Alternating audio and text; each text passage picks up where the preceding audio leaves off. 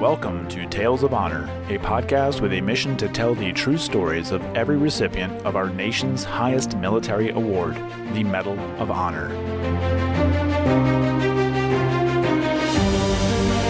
Hello, everyone, and welcome to today's episode of Tales of Honor podcast. This is episode number 459. It's also the last for the month of October, and it is going to wrap up our coverage of World War II recipients. For now, we're going to come back.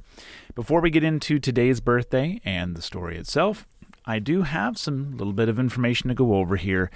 I figured I'd give you guys a little bit of an update, kind of give you an idea of where where we sit with our coverage of recipients. So, first of all, moving forward into next month's coverage, we're going to be doing the Mexican campaign. So we'll wrap up the year with the Mexican campaign, November, December. The Boxer Rebellion will then take place in January and February, followed by the Philippine-American War in March and April, and then May and June will be the Spanish-American War. So that's what we're going to be covering moving forward. If you like it, great, because that's what we're going to be doing. If you don't like it, great, because that's what we're going to be doing. Now, in order to figure out what I was going to be doing next, I wanted to sit down and look at what I've already done. This way I'm not doing conflicts too close to each other. I'm not omitting conflicts. I kind of want to bump some of these numbers up so they're kind of more equally. I'm trying to cover them all equally. It's tough. I don't have a better way of doing this, at least in my head. So I decided, as I wrote this all down, it'd be kind of a good idea to go through all these campaigns and show you what we've done thus far. The Boxer Rebellion had 59 recipients. We've covered 19. The Civil War, 1522. We've covered 41. The Indian Wars had 426 recipients. We've covered 2. The Korean War, hold on, that is not the Korean campaign. Nope. The Korean War had 147. We've covered 57. Philippine-American War had 86. Covered 18. Spanish-American War, 112. We've covered 35. Mexican campaign, 56. We've covered 19. Vietnam War, 263. We've covered 76. World War I, 54 out of 132. World War II, after today's episode, will be 85 out of 473. And now there are the other, also known as peacetime, but I'm lumping them all under other. There's 201. We've covered 4. And the rest of the campaigns here have all been covered 100%. So the global war on terror, both Afghanistan and Iraq, is a total of 25, 18 in Afghanistan, 7 in Iraq. They've both been covered completely. Korean campaign, 15 out of 15. Somalia, 2 out of 2. Haiti, 8 out of 8. And also all 19 double recipients have been covered as well. So out of the 3,508 recipients total, we've covered 460 of them. That's the 13.1% of the way complete. Or for total stories, 3,527, we've covered 479, giving us 13.5% completion. Got a long way to go. So that's just a little bit of an update and giving you a look forward as to what's going to be going on moving forward. Now, that's out of the way, let's get into today's only birthday. It's going to be for tomorrow. So a 1st November baby here is Mr. Sammy Davis, also known as the real Forrest Gump. His birthday is November 1st, 1946, so he'll be turning a great age of 75 years old tomorrow. He is a former Army Sergeant First Class that earned the Medal of Honor for his actions during the Vietnam War. So a very happy birthday to Sammy Davis. And that is all I believe I have for today. Thank you very much for sticking along with me throughout the past 4 years and all these episodes. I really do appreciate all the support that has been given to me over the years. Big thanks to Chris and Jody over at the Digression Podcast that have had me on to just babble from the mouth repeatedly. Big thanks to them. Big thanks to the guests I've had on the show. Big thanks to all of you for downloading and listening and sharing this show. And big thanks to those who have told a friend and left a review and rating over wherever it is you're listening to this show. I really appreciate it. And also, big thanks to those who have sponsored the podcast in the past and those who currently sponsor, such as Jeff over at Motor City Munitions. So a big thank you to everyone that's been involved over the years. I really appreciate it. And let's move forward, move onward and upward. Today's episode, 459.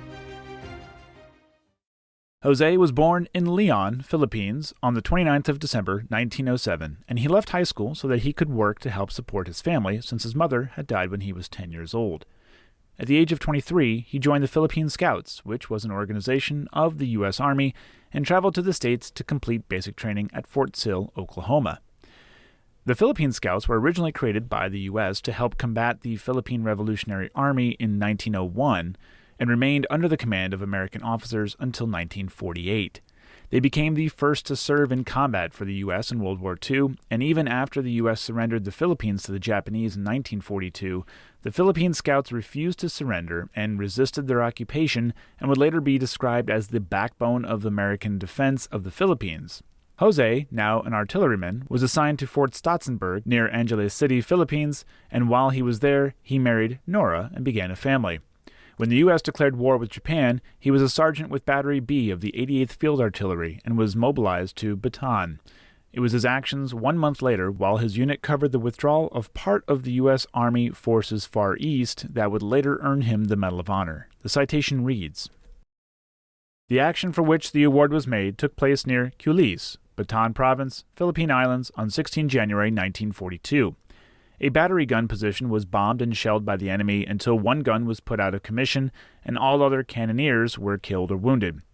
Sergeant Calugas, a mess sergeant of another battery, voluntarily and without orders ran 1,000 yards across the shell-swept area to the gun position.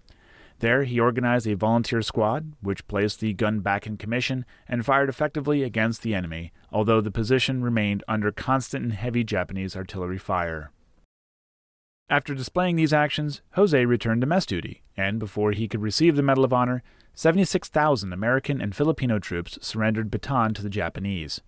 Jose and the other prisoners endured what is now known as the Bataan Death March, which resulted in a death toll that ranges from 500 to 650 American deaths and 5,000 to 18,000 Filipino deaths over the estimated 60 to 69-mile march. He was released from a prisoner camp only to work in a Japanese rice mill. Jose never gave up the fight and secretly joined a guerrilla unit and attacked the Japanese until the liberation of the Philippines. 3 years after his actions, Jose received the Medal of Honor from General of the Army George Marshall on the 30th of April, 1945, in a ceremony at Camp Olivas.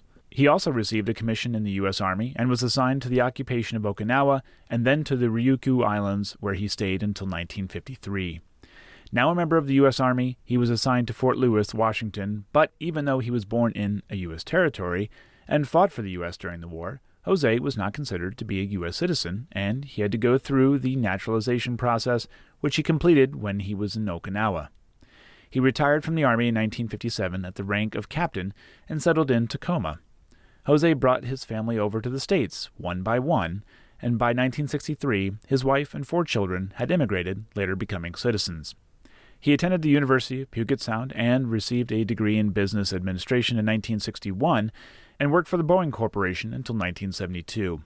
He had worked on a small plot of farmland in the summers, and on the 18th of January, 1998, Jose C Calugas died at the age of 90.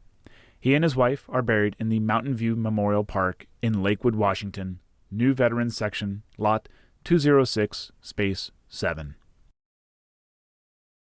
And that was a tale of honor. Thank you for listening to Tales of Honor, and if you enjoyed the show, please be sure to subscribe and tell your friends and family. Tales of Honor is written and produced by Christoph Ambrosch, and theme music is Loyalty and Duty by Floruz Music. If you have any questions, you can send an email to talesofhonorpodcast@gmail.com, and please be sure to visit talesofhonorpodcast.com for more episodes and information.